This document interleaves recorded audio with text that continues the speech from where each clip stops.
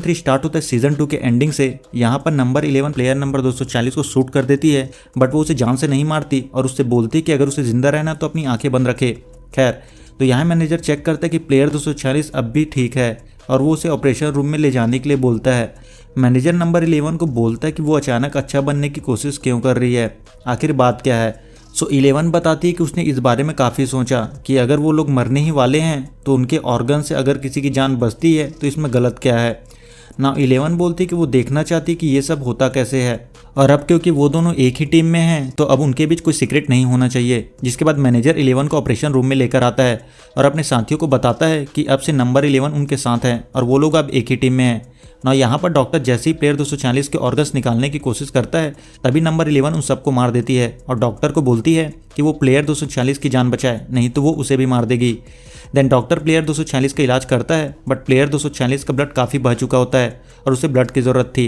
11 doctor को उसे अपना ब्लड देने के लिए बोलती है। कुछ टाइम बाद प्लेयर 240 को होश आ जाता है और नंबर 11 डॉक्टर को मार देती है और 11 प्लेयर 240 को डॉक्टर के कपड़े पहना देती है और उसे बाहर निकालती है। Other hand, detective Hong board पर ड्रोन ऑपरेटर को ढूंढ रहा होता है जिसे कैप्टन पार्क ने मार दिया था। यहाँ कैप्टन पार्क बोलता है कि हो सकता है कि रात में नशे की वजह से गलती से पानी में गिर गया हो और अब तक वो मर चुका होगा, तो वो लोग उसे ढूंढकर अपना टाइम खराब नहीं कर सकते।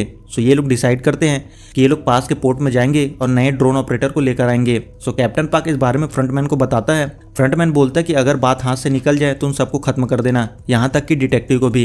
रात में मिस्टर चोई डिटेक्टिव हांग के पास आता है क्योंकि मिस्टर चोई को कैप्टन पार्क पर शक होता है, क्योंकि जिस वक्त ड्रोन ऑपरेटर की मौत हुई थी उसी वक्त मिस्टर चोई ने पार्क को रात में स्क्रू ड्राइवर के साथ देख लिया था। मिस्टर चोई इस बारे में डिटेक्टिव को बताता है, पर डिटेक्टिव हान को मिस्टर चोई की बात पर यकीन नहीं होता।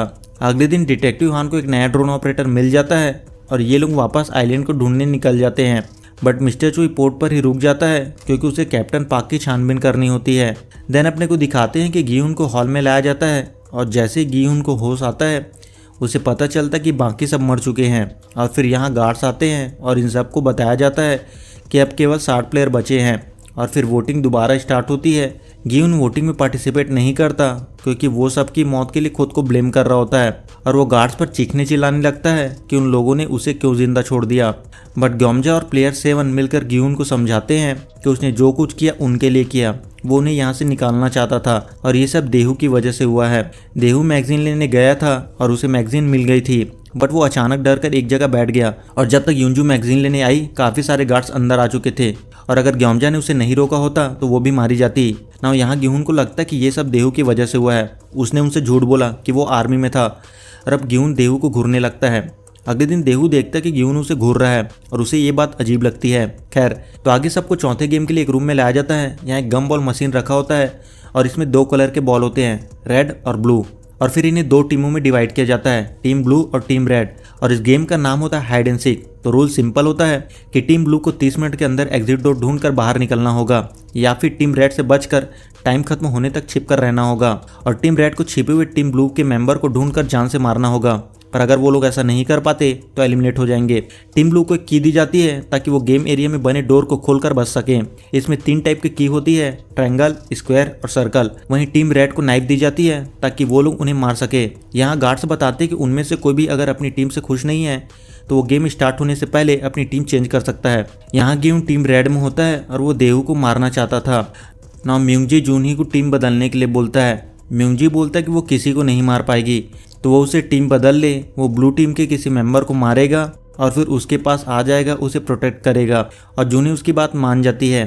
वहीं देहू गीहुन के घूरने से परेशान हो जाता है और वो बोलता है कि वो उसे घूरना बंद करे, इसमें उसकी कोई गलती नहीं है, ये उसका प्लान था और उसने सबकी जान ली है। एनीवे, तो टीम ब्लू के मेंबर एरिना में आते हैं और उन्हें 5 मिनट का टाइम दिया जाता है छिपने के लिए। जूनही चल नहीं पा रही होती है, सो यूंजू जूनही और ग्योमजा को अपने साथ चलने के लिए बोलती है।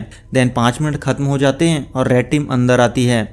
यहाँ म्यूंगजी और नामग्यू आपस में एक टीम बना लेते हैं ताकि उन्हें लोगों को मारने में आसानी हो। आगे नामग्यू और म्यूंगजी एक आदमी को पकड़ लेते हैं और उसे मार देते हैं। मीनवाइल यूंजू, जूनही और ग्योमजा छिपने की कोशिश करते हैं, बट प्लेयर 226 इन्हें देख लेता है और यहाँ तीनों भागते हैं, बट जूनही सीढ़ियों से नीचे गिर जाती है और उसका पैर फ्रैक्चर हो जाता है। प्लेयर 226 इन्हें मारने की कोशिश करता है, बट युंजू से मार देती है।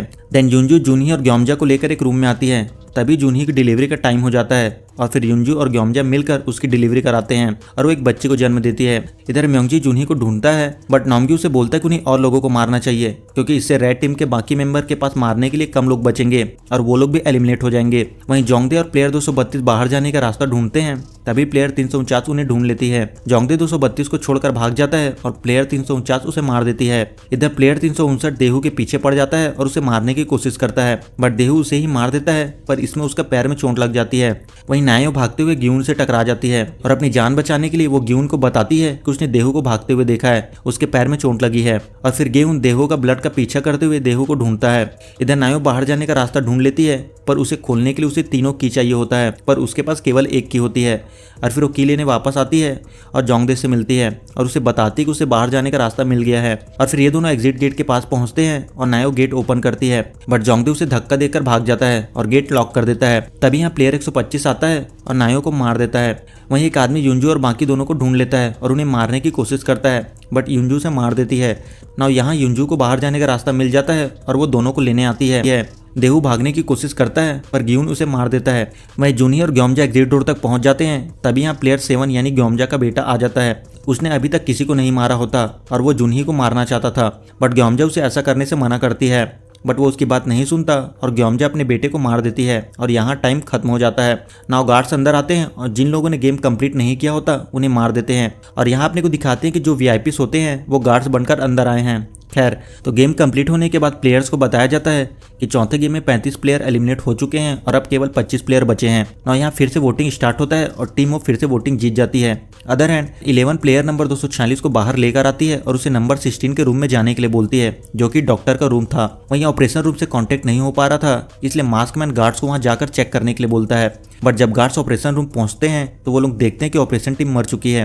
मास्कमैन समझ जाता है कि ये 11 और डॉक्टर का काम है, बट जब वो चेक करता है तो नंबर 16 अपने रूम में होता है। मास्कमैन अपने रूम में आता है, तभी वहाँ नंबर 11 आ जाती है।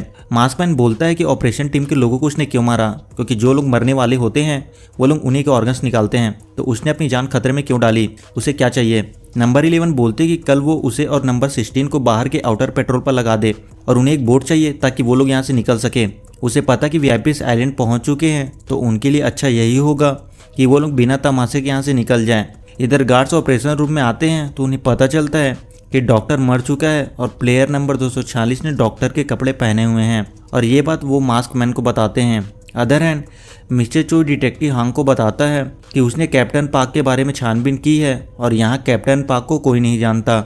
जिसके बाद अपने को दिखाते हैं कि डिटेक्टिव हान को वो आइलैंड मिल जाता है जहाँ फ्रंटमैन ने उसे गोली मारी थी। जिसके बाद डिटेक्टिव उस आइलैंड पर पहुँचता है और वो समझ जाता है कि वो गेम वाला आइलैंड आसपास ही होगा। इधर मिस्टर चोई कैप्टन पार्क के घर पहुंचता है और वहां की छानबीन करता है। तभी मिस्टर चोई के पार्क के घर में उसके और रिक्रूटर की फोटो मिलती है और साथ ही पिंक कपड़े और बहुत सारे पैसे मिलते हैं। बट यहाँ मिस्टर चोई पार्क के डॉगी को शूट कर देता है, जिसकी आवाज़ सुनकर आसपास के लोग पुलिस को इन्फॉर्म कर देते हैं और पुलिस मिस्टर चोई को पकड़ लेती है। इधर मास्कमैन नंबर 11 को बोट की चाबी भिजवाता है। खैर, ग्योमजा जीहुन को समझाने की कोशिश करती है कि जो कुछ हुआ इसके लिए वो खुद को ब्लेम करना छोड़ दे, इसमें उसकी कोई गलती नहीं है। उसका बेटा भी हर चीज़ के लिए खुद को ब्लेम करता था और उसने सुसाइड करने की भी कोशिश की थी। उसने अपने बेटे के लिए प्रार्थना की, बट लास्ट में क्या हुआ, उसने अपने ही बेटे को मार दिया। और ग्योमजा ग्यून से रिक्वेस्ट करती है कि वो जूनही और उसके बेटे को यहाँ से निकलने में मदद करे, और उसे लगता है कि वो यहाँ उन सबको बचाने के लिए आया है। ग्यून बोलता है कि वो कुछ नहीं कर सकता और वो पहले जैसा नहीं है। जिसके बाद अपने को दिखाया जाता है कि अगले दिन ग्योमजा ने सुसाइड कर लिया है। जिसके बाद अपने को वीआईपीस को दिखाते हैं जो सभी प्लेयर्स पर बैट लगा रहे होते हैं, और ये लोग फ्रंटमैन को बोलते हैं कि क्यों ना वो लोग बेबी को भी गेम में शामिल कर ले, इससे उन्हें और ज़्यादा मज़ा आएगा। खैर, तो आगे सभी प्लेयर्स को गेम 5 के लिए लाया जाता है। ग्यून जूनही को बेबी उसे देने के लिए बोलता है। यहाँ जूनही युंजू और ग्योमजा की मौत के लिए खुद को ब्लेम कर रही होती है, बट ग्यून उसे बोलता है कि इसमें उसकी कोई गलती नहीं है। ग्यून बोलता है कि उसकी भी एक बेटी है और वो एक अच्छा बाप नहीं बन पाया और वो उसकी बेटी को कुछ नहीं होने देगा, चाहे जो हो जाए। इसके बाद सभी प्लेयर्स अगले गेम के लिए पहुंचते हैं और इस गेम का नाम होता है जंप रोप। रूल सिंपल होता है, इन्हें 20 मिनट के अंदर ब्रिज को पार करके दूसरी साइड पहुंचना होता है और टाइम खत्म होने के बाद जो इस साइड होंगे वो लोग मारे जाएंगे। ग्यून जूनही को बोलता है कि वो लोग साथ में जाएंगे और फिर वो बेबी को बाद में लेने आ जाएंगे, बट गार्ड बोलता है कि गेम में जो भी मौजूद है और जो इस पार है वो सब मारे जाएंगे, मतलब अब इन्हें बेबी को भी दूसरी साइड ले जाना होगा। सो गेम स्टार्ट होता है और काफी टाइम बीत जाता है पर कोई आगे नहीं बढ़ता। तभी प्लेयर 125 नामग्यू के लॉकेट को ब्रिज पर फेंक देता है और फाइनली नामग्यू आगे बढ़ता है और वो मारा जाता है। जिसके बाद ग्यून बेबी को लेके आगे जाता है और फाइनली ग्यून जैसे तैसे करके बेबी को लेके दूसरी साइड पहुंच जाता है और फिर प्लेयर 96 दूसरी साइड पहुंचता है और वो बाकी प्लेयर्स को धक्का देने लगता है। उसका प्लान होता है कि वो बाकी प्लेयर्स को एलिमिनेट कर देगा और लास्ट में वो और ग्यून बचेंगे और वो दोनों गेम क्विट करके यहाँ से निकल जाएंगे। बट ग्यून उसकी बात नहीं मानता और उसे पीछे हटने के लिए बोलता है। मिंगजू जूनही को बोलता है कि वो उसके साथ चले, बट जूनही बोलती है कि उसने युनजू को क्यों मारा जिसने उसकी जान बचाई और उसने उसी की जान ले ली। जूनही दिखाती है कि उसके पैर में चोट लगी है, सो ऑब्वियस है वो कुछ नहीं कर सकता और मिंगजी अकेले ही ब्रिज पार करता है। तभी प्लेयर 96 ग्यून पर हमला करता है लेकिन ग्यून उसे एलिमिनेट कर देता है और फिर ग्यून जूनही को दूसरी साइड रुकने के लिए बोलता है, बट जूनही को पता होता है कि वो कुछ नहीं कर सकता। जूनही बोलती कि अगर उन्हें कुछ हो गया तो उसकी बेबी का क्या होगा। उसने प्रॉमिस किया था कि वो उसकी बेबी को कुछ नहीं होने देंगे और जूनही नीचे कूद जाती है और उसकी भी मौत हो जाती है।